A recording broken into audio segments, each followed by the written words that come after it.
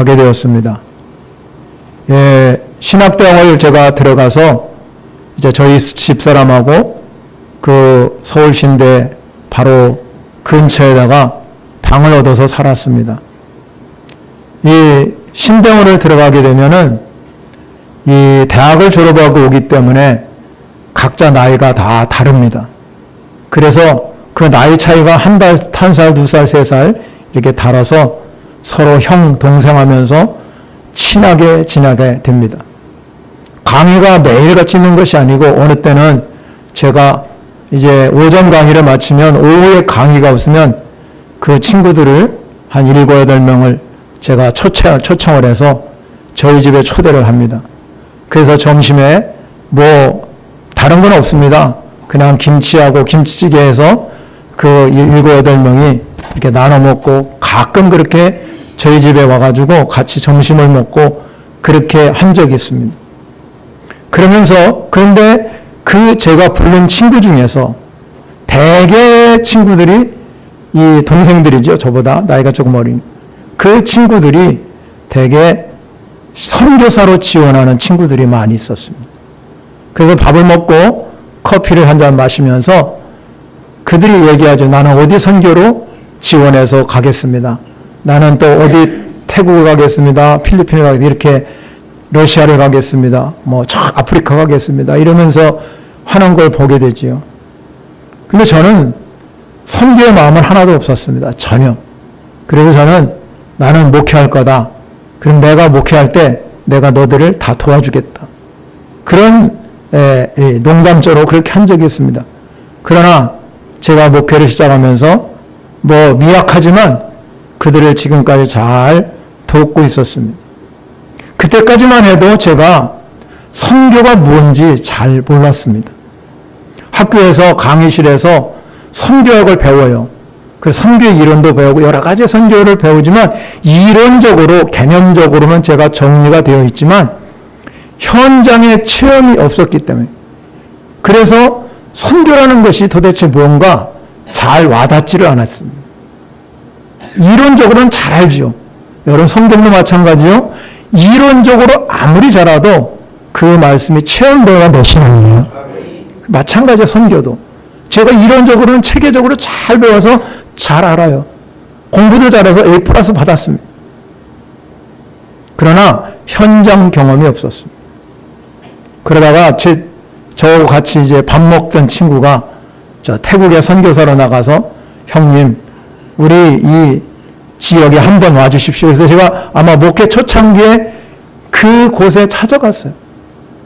태국이라는 치앙마이 라후 부족에 있는 그 가서 신학교 애들하고 같이 뒹굴고 일주일 동안 밥도 먹고 그런데 여러분 한국에서만 살다가 외국에 참 나가보면 제일 문제가 뭐냐면 먹는 문제입니다. 먹는 문제를 이걸 어떻게 할 수가 없어요. 여러분 지금이야 한국 사람들이 여행을 많이 다녀서 한국의 입맛에 맞게 어느 곳에 가든지 밥 맛있게 잘하지만 그 당시에는 입맛이 하나도 맞질 않아요. 특별히 여러분 이쪽 동남아 지역으로 가면 우리하고 입맛이 전혀 다르기 때문에 먹을 수가 없어요. 지금이야 제가 태국 음식을 잘 먹지만 처음에 갔을 때 반찬도 별로 많지 않고 가장 어려운 것이 먹는 문제였어요. 그때 제가 깨달은 게 뭐냐면 선교가 이런 것이구나. 체험적으로 이론적으로만 알던 제가 체험적으로 선교가 이렇게 하는 거구나. 그 후에 제가 선교지를 다니면서 제가 하나님 앞에 질문해 봤어요. 하나님, 내가 선교지에 다니면서 해야 할 일이 뭡니까?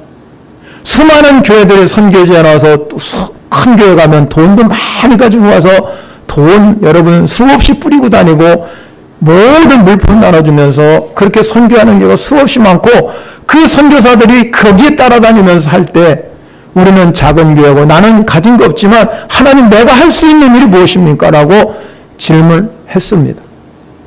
그때 하나님께서 저에게 깨달음 주신 게 뭐냐면 야 너에게는 내가 가르치는 사를 주셨잖아.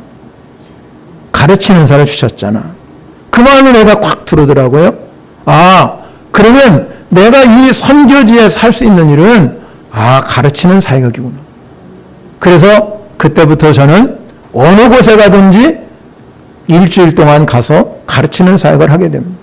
그리고 우리 교회는 우리 권사님들이 또 우리 성도님들이 기념비를 세우라고 제가 수없이 말씀드려서 지금 서너 교회 우리가 현지에다가 개척하고 또 교회를 세웠습니다. 지금까지 우리 교회가 선교하는 교회로 물질과 기도로 돕는 일을 시작하여 여러분 작은 일이지만 선교사에게 동참하고 있습니다. 바울이 오늘 본문에서 주님을 인격적으로 만난 후에 자신의 사명에 대해서 뭘까 하나님께 질문했을 때 하나님께서 이 바울에게 주신 말씀이 있습니다.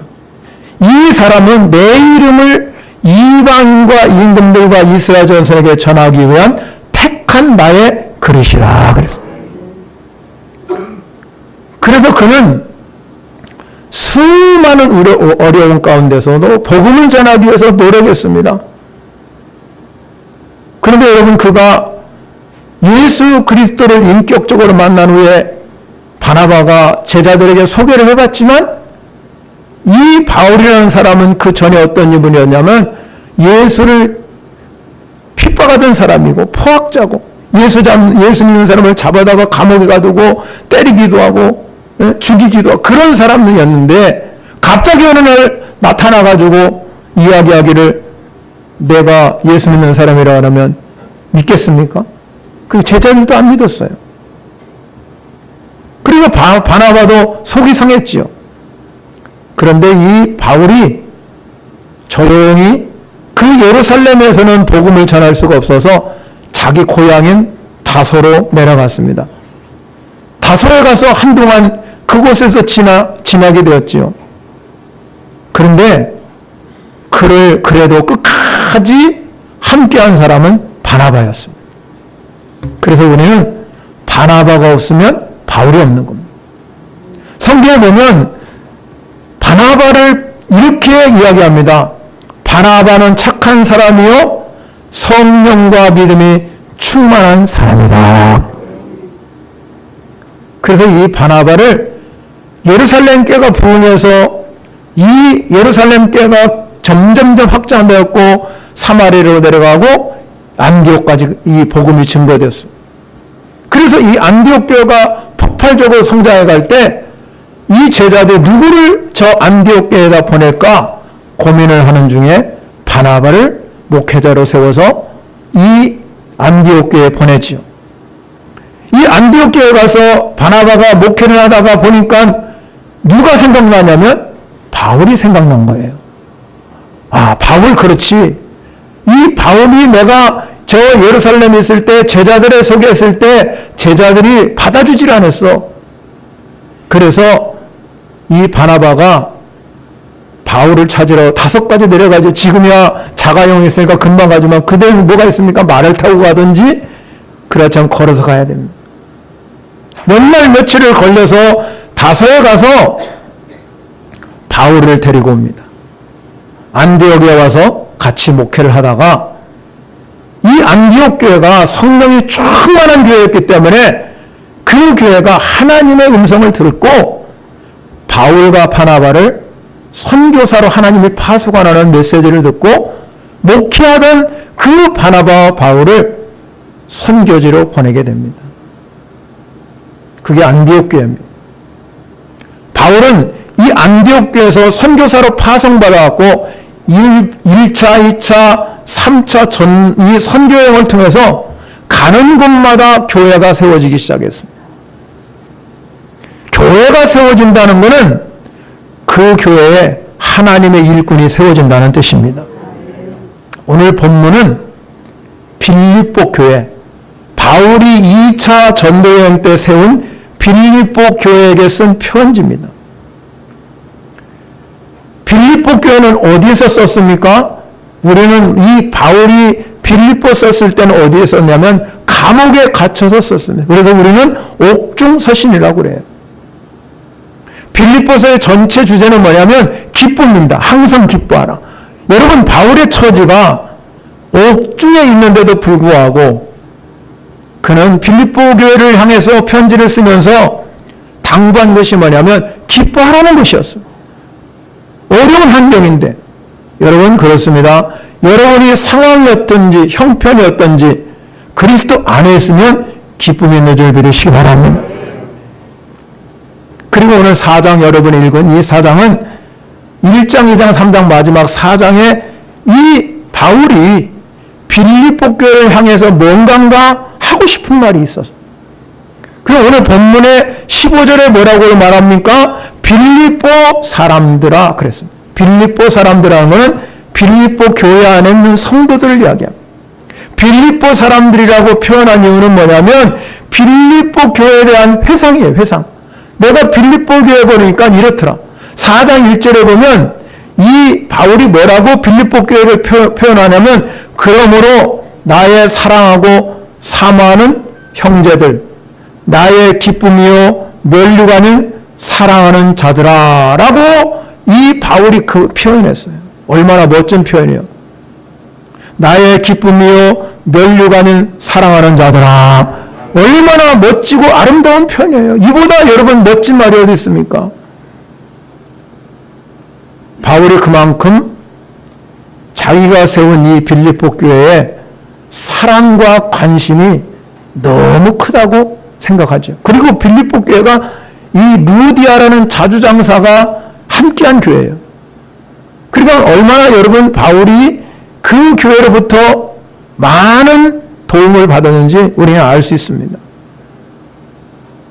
근데 바울이 이 빌립보 교회를 향해서 마지막으로 빌립보 사람들아 그러면서 자기 일생을 돌아봤습니다. 1차, 2차, 3차 전도 여행하면서 자기 일생을 한번 돌아봤어요. 아, 나는 어떤 삶을 살았을까? 그러면서 그는 4장 11절에 성경에 보면 뭐라고 기록하냐면 이렇게 기록하고 있어요. 한번 보세요, 성경을. 4장 11절 여러분이가 앞절입니다. 내가 궁핍함으로 말한 것이 아니니라. 어떤 형편에서든지 나는 자족하기를 배웠느니. 그래. 바울의 인생을 자기가 살펴볼 때 자기 인생을 한마디로 표현하면 뭐라고 표현하냐면 아, 내 삶은 자족하는 삶이야. 자족한다는 얘기는 무슨 의미냐면 주 안에서 어떤 형편에 있든지 어떤 상황에 있든지 나는 주님 때문에 만족하고 살았다. 그게 자족이에요. 12절부터 여러분 13절에 보면 이렇게 말합니다. 자기가 왜 자족할 수 있느냐? 나는 비천에 처할 줄도 알았습니다. 풍부에 처할 줄도 알았어요. 모든 일, 배부름도 알았고 배고픔도 알았고 풍부, 궁핍 모든 것들을 다 일체의 비결을 배웠어요. 그러니 그가 고백하는 게 뭐냐면 내게 능력 주시는 자 안에서 내가 모든 것을 할 수 있느니라. 이 고백이 나온 겁니다. 아, 하나님이 하시면 모든 것을 할 수 있네. 자신이 감옥에서 되돌아보니까 선교 현장에 있을 때 자기가 어느 때는 힘들고 어렵고 그럴 때마다 주마등처럼 지나가는 이 고백이 있어요. 그런데 이 바울이 수많은 교회를 세웠습니다. 갈라디아 교회부터 시작해서 많은 교회를 세웠는데 가장 먼저 생각한 교회가 어떤 교회였냐면 빌립보 교회였어요. 그래서 오늘 4장 14절 여러분 바로 앞절에 가면 그렇게 말합니다. 그러나 너희가 내 괴로움에 함께 참여하였으니 잘하였도다. 바울이 자신의 삶을 되돌아보고 선교에서 자기가 어려움을 당할 때마다 늘 생각하는 사람들이 누구였냐면 함께 울어주고 함께 웃어주고 기도해주고 물질로 후원해주고 격려해주고 위로해준 빌립보 교회가 생각납니다. 그래서 오늘 여러분이 읽은 본문에서 빌립보 사람들아 라고 부르는 것. 빌립보 사람이라고 부르는 이유는 딱 한 가지요. 너희들은 나에게 도움을 주신 사람 천사였다. 살아가면서 여러분 사람 천사 많이 만나시기 바랍니다. 빌립보 사람들이 너무나 바울에게는 위로가 되고 격려가 된 겁니다. 그리스도인들에게는 신앙생활하면서 많은 사람들에게 위로와 격려를 받는 사람이 되어야 될 줄 믿으시기 바랍니다. 저도 마찬가지예요. 여러분들도 마찬가지예요. 그러니까 바울이 빌립보 교회가 너무너무 귀하고 아름다운 거예요. 사랑하는 성도 여러분, 선교는 해도 되고 안 해도 되는 것이 아니에요. 내가 마음으로 나는 해야지, 나는 말아야지, 그게 아니에요. 선교는 주님이 우리에게 주신 위대한 명령이고 사명입니다. 그래서 선교는 반드시 해야 됩니다.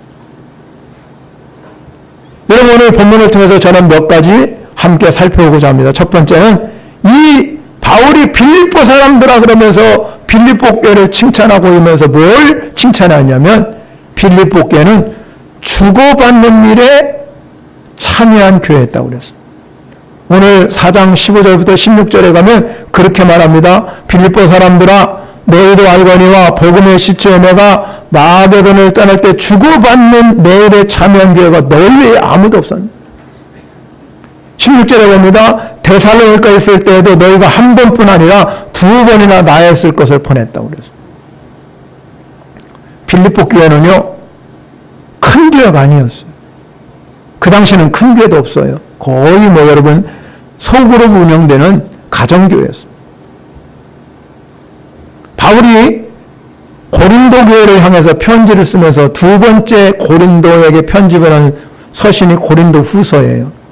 그런데 그 고린도 후서, 고린도 교회에게 편지를 쓰면서 모델을, 어떤 교회를 삼았냐면 빌립보 교회를 모델로 삼았어요.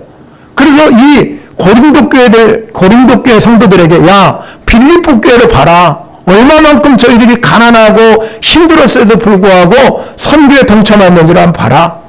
그리고 고린도후서 8장 2절과 3절 보겠습니다. 띄워줘 보세요. 자, 고린도후서 8장 2절 뭐라고 말하냐면 이렇게 말하면서 큰 소리로 한번 읽어보겠습니다. 시작. 환난과 많은 시련 가운데서 그들의 넘치는 기쁨과 극심한 가난이 그들의 풍성한 원보를 넘치도록 하게 하였느니라. 3절까지 내가 증언하는 그들이 힘들어할 뿐만 아니라 힘에 지나도록 자원하여 이 은혜와 성도 섬기는 일에 참여하며 대하여 우리에게 간절히 구하니. 아멘. 고린도 교회에게 편지를 쓰면서 모델을, 어떤 교회를 모델을 삼았냐면 빌립보 교회를 봐라. 빌립보 교회는 지금 상황이 어떠냐? 환난의 많은 시련 가운데 있고 그리고 극심한 가난 가운데, 아주 작은 교회입니다. 그런데 그들은 어떻게 했습니까? 그들에게 환난의 많은 시련이 있음에도 불구하고 그들에게 뭐가 있어요? 넘치는 기쁨이 있었습니다. 넘치는 기쁨. 그래서 빌립보 기준의 기쁨이에요. 그리고 그들의 삶이 풍요롭지 않았습니다. 극심한 가난했는데도 어떻게 헌금했습니까? 풍성하게 드렸어요. 힘대로 드린 뿐만 아니라 힘에 지나도 자원하게 드려요.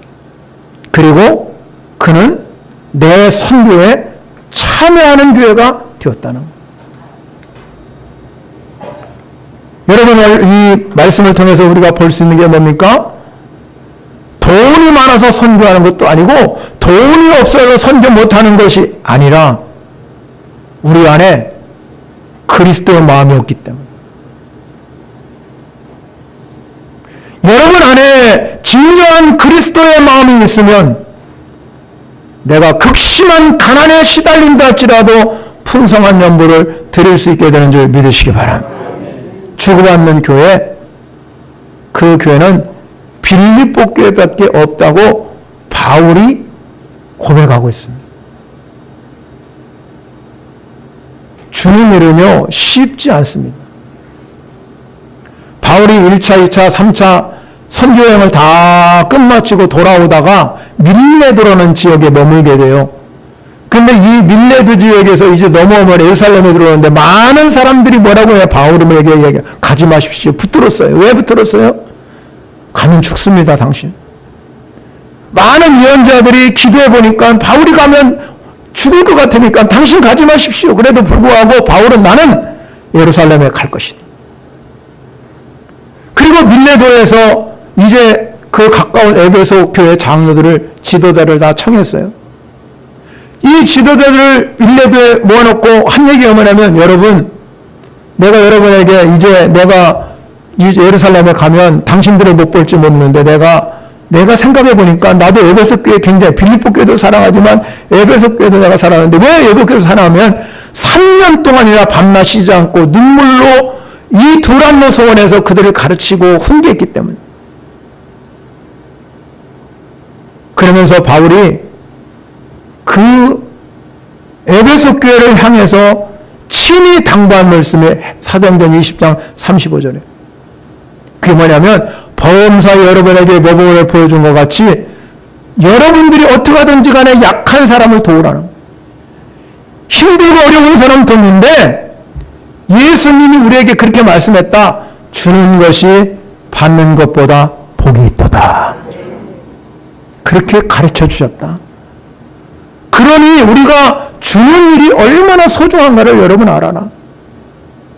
주는 교회가 복이 있습니다. 선교하는 교회가 복이 있습니다. 여러분이 작은 물질 들여서 선교하는 거 하나님이 기뻐 흥명하는 줄 믿으시기 바랍니다. 그래서 여러분, 주는 마음을 가진 사람, 누가복음 6장 38절에 주라 그리하면 너에게 줄 것이니 곧 후이되어 누르고 흔들어 넘치도록 하여 너희에게 안겨주리라.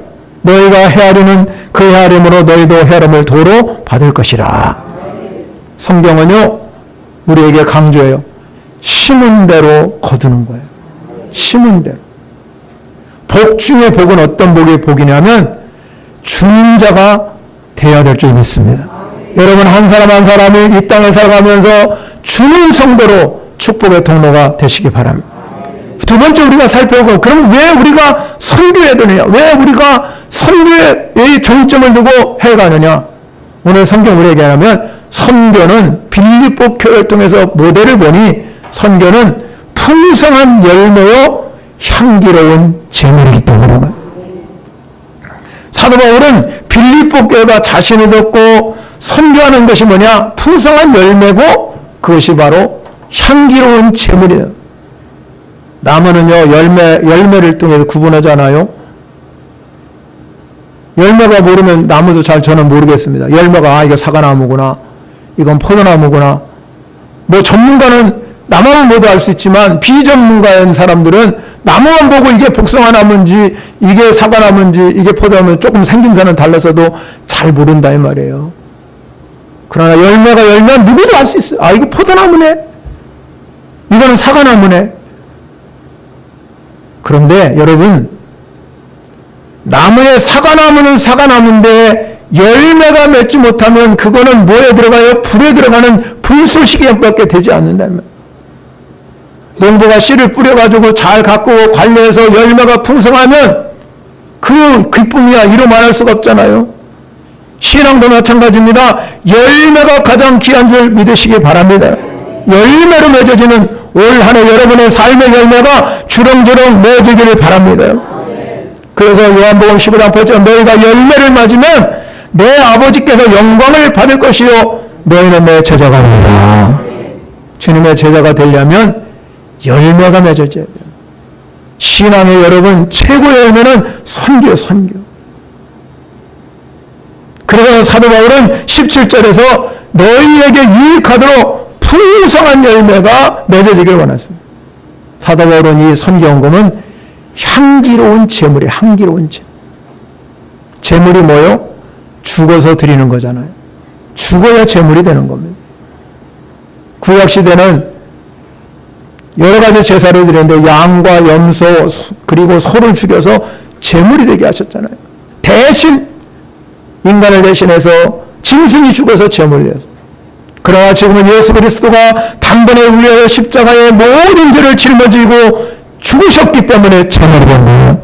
그러나 여러분 오늘 시간에 여러분은 다 제물을 왔지만 우리는 하나님께 산 제물이 되어야 될 줄 믿으시기 바랍니다. 그 산 제물이 여러분이 와서 예배할 때에 하나님의 임재와 능력을 경험해야 된다. 그렇다면 우리의 제물을 볼까? 우리는 몸은 산 제물이지만 그게 물질입니다. 그래서 여러분 바울은 성경금을 드리는 것이 향기로운 제물이라고 했습니까? 우리가 물질을 얼마나 귀하게 생각합니까? 얼마나 아깝습니까? 우리가 시장에 가서 여러분 물가가 지금 너무 많이 올라가지고 조금만 사도 여러분 엄청난 돈을 지불해야 되잖아요. 이 물건 저 물건 사고 싶은데 비싸도 놨다 들었다 놨다 한 푼을 아끼려고 하는 게 우리 물질이잖아요. 그런데 여러분 우리가 질병에 걸려서 사형 선고를 받으면요 사람들의 심리가 어떻습니까? 내 물질 다 줄 테니까 나 고쳐주십시오. 그게 사람의 마음이에요. 그래서 여러분 예수님께서 제물이 되어서 나를 위해서 십자가에 모든 물과 피를 쏟으시고 우리를 위해서 제물 되신 줄 믿으시기 바랍니다. 그래서 주님이 우리에게 뭐라고 말하냐면 내 보물이 있는 곳에 내 마음이 있다잖아요. 주식 투자한 사람은 주식의 마음 거기에 계속 마음이 가서 그거만 보자. 내 주식 올랐나 안 올랐나. 아침에 일어나보자 성경 그만두고 주식이 얼마 올랐나 그거 보잖아. 그것밖에 안 보는 거예요. 누가 그게 뭐예요? 성경이 보여? 주식만 보이지. 하늘의 보물을 쌓는 사람은 하늘의 보물만 보인다 이 말입니다. 보물을 하늘에 쌓아 두시기를 바랍니다. 왜 그렇습니까? 그것은 점과 도둑이 없기 때문에 영원한 생명을 약속했기 때문에 우리의 신앙생활에 가장 가치 있는 것이 하나님께 투자하는 하나님. 이 세상에 살아가면서 내 물질이 아깝지 않다고 생각하는 사람 아무도 없습니다. 그러나 여러분들이 선교를 위해서 투자하면 하나님의 열매가 맺어지는 줄 믿으시기 바랍니다. 예수님이 십자가에 못 박혀 돌아가시기 전에 베단이라는 곳에 이 거처를 삼았어요. 베단에서 예루살렘에는 약 8km 정도 떨어져 있기 때문에 별로 먼 거리에 있지 않기 때문에 이 베다니에다가 거처를 삼았는데 베다니 지역에서 이제 제자들과 함께 숙소를 머물면서 예루살렘에 갔다 내려갔다 올라갔다 그렇게. 근데 이 베다니에 마지막으로 내려왔을 때에 마리아라는 이 나사로의 이 동생이 있었습니다. 이미 나사로가 죽은 나사로를 살린 사건도 있고.